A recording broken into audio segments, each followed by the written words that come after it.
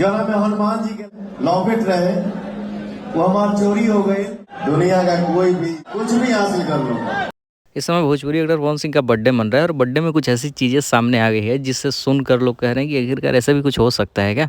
Bhojpuri actor Pawan Singh ने एक किस्सा सुनाते हुए कहा कि कुछ दिन पहले उनका हनुमान जी का लॉकेट चोरी हो गया है।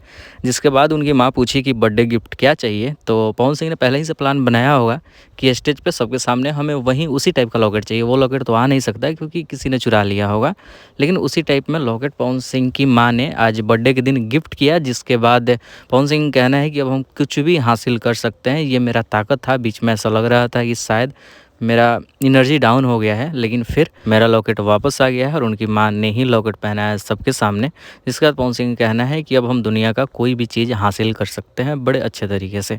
अब देखते हैं आगे क्या कुछ होता है। हर एक वीडियो के लिए चैनल को सब्सक्राइब कर लें और हाँ, इस वीडियो को शेयर कर दें ताकि सबको पता चले। मिलते हैं बहुत जल्द किसी नए वीडियो के साथ।